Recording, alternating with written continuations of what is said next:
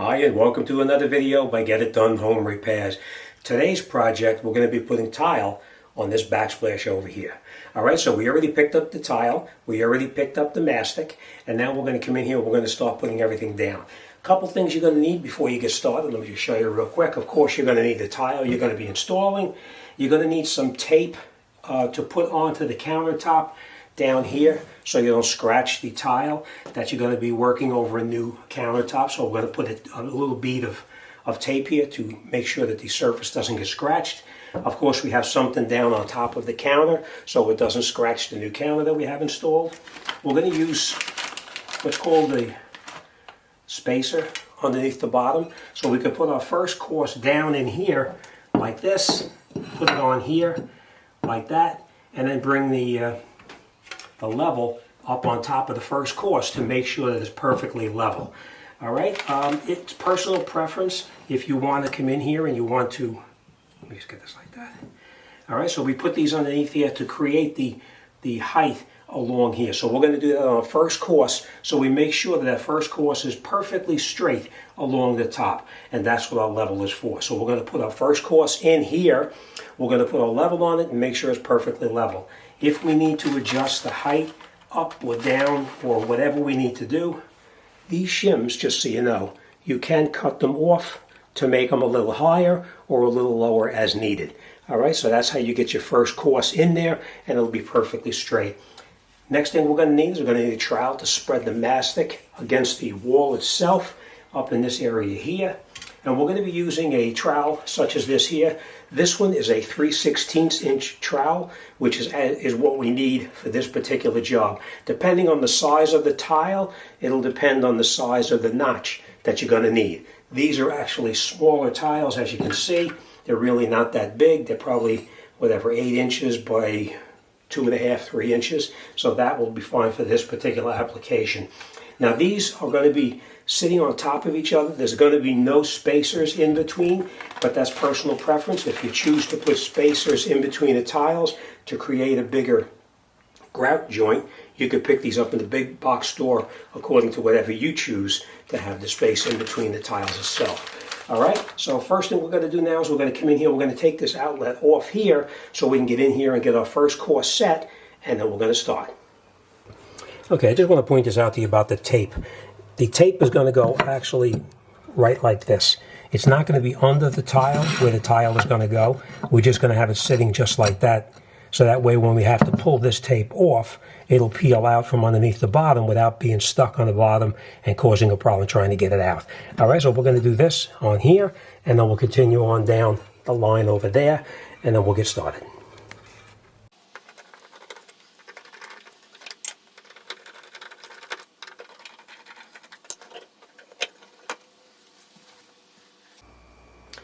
Okay, so now we have our first course just temporarily set in there. We just wanted to make sure that there was a nice, straight, even line for the countertop. And as you can see, it's nice and level right now. All right, what we did is we cut a corner bead right here. And we're going to actually use the mastic to put that in position right there.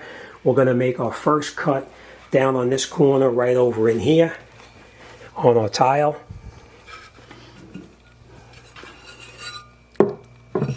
We're going to cut that first tile over here so that the first cut will be in that corner right there.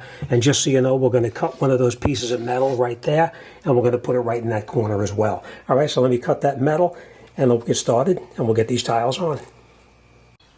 Next, we're going to pull the tiles off that we temporarily put on there with some tape. We're going to lay them down on the cover that we have protecting the countertop.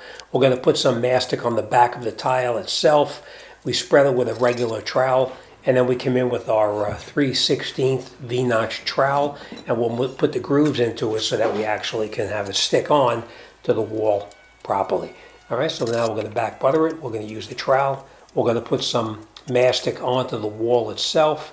Then we're going to grab our trowel again, and we're going to go the opposite direction that we have that we have on the tile itself. We're going to go up and down versus the other one that we went horizontal.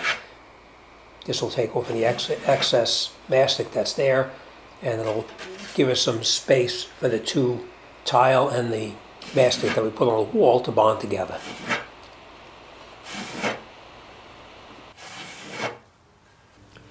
Next, we're going to take our tiles, we're going to put them onto the wall. We're going to put the tile, set it into the mastic, and then we're going to move it back and forth and up and down just to work out any air bubbles that may be inside there.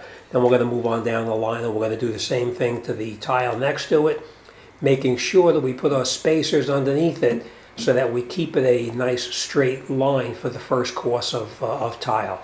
Now here you can see we have our spacers underneath the bottom of it. We're going to clean off any of the mastic that was on top of the tile itself, because it's a lot easier cleaning out the mastic now while it's not dry than later on trying to get the grout in there, and it won't go in because the mastic is dried into a hard film inside there that won't allow it in there. Alright, so we'll continue down the line. We'll back butter each one of the tiles, and then we'll put them all in place.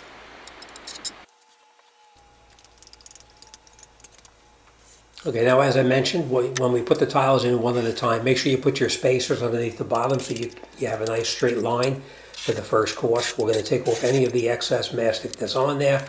We'll continue down, we'll put the last couple of tiles in there, and then don't forget we're going to have to go to that one in the corner.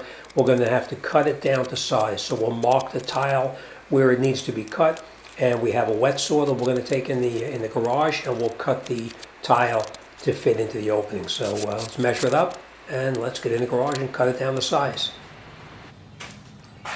Okay, so next we're going to make a straight cut now.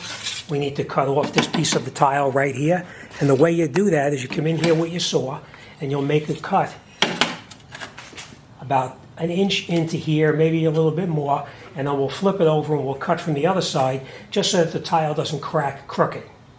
Alright, so let's do that.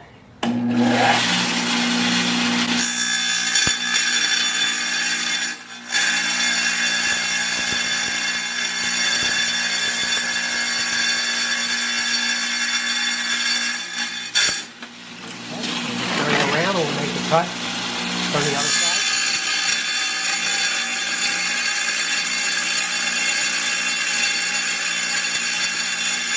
Remember, you want to cut nice and slow.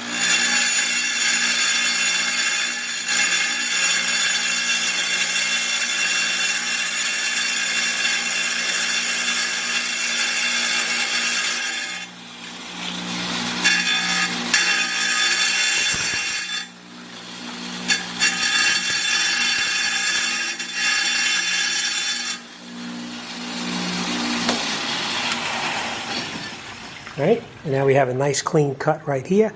Let's take it inside and put it in.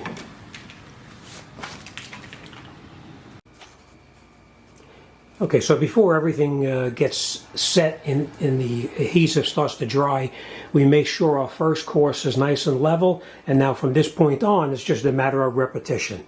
Alright, so let's cut that tile for that one corner over there, and then we'll come right back and get that corner in. Okay, so we cut our tile to give it a 50% offset, which basically means that the tile is going to go 50% of the tile below it. Alright, so we cut this off on our wet saw, and now we're going to take this and stick this in here, and then we'll put our next row down through here. So let's continue with that. Okay, so once the tile goes onto the wall, before the mastic dries in between where the grout is supposed to go, we're going to come in there with a screwdriver, a utility knife, whatever you have to make sure we clean out that grout joint so it doesn't dry in there, because once it dries in there, it's going to be extremely difficult to get the grout in there to make it look uniform. You don't want the white coming through. If you wanted to have a gap in between here, or you wanted to have a thicker grout joint, now is when you would put in your spacers in here, but I chose to have a very small grout joint, just so you know. Alright, let's continue down the line, and we'll put the rest of the tiles in, and we'll see how it goes.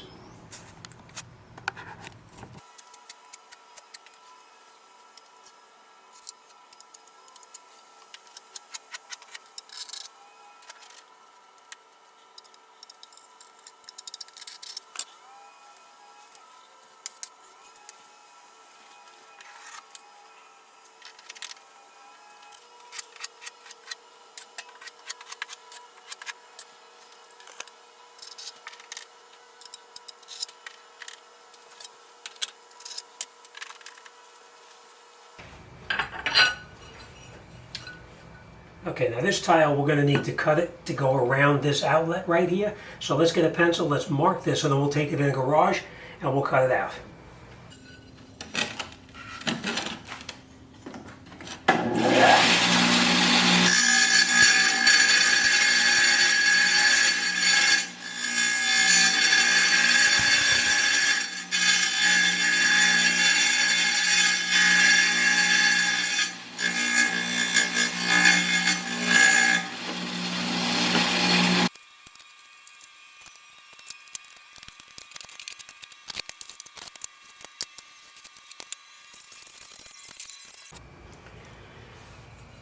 Okay, so we went into the garage and we cut the tile so that way it accommodates the box itself, and this is where the screw is going to go in to screw this electrical outlet back onto the wall here.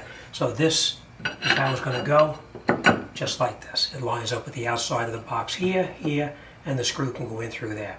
All right, so let's put this on and we'll continue down the line with the rest of the tiles too.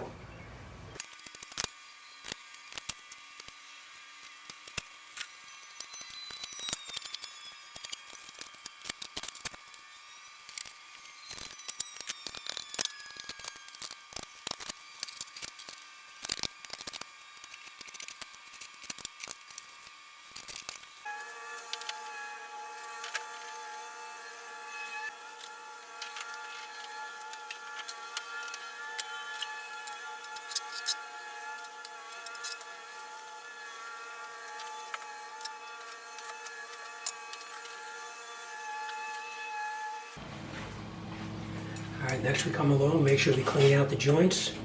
Make sure we have any of the mastic out of there so the grout can go in without a problem once it dries. A utility knife is good to get in between the tiles. You can clean everything out really well with that.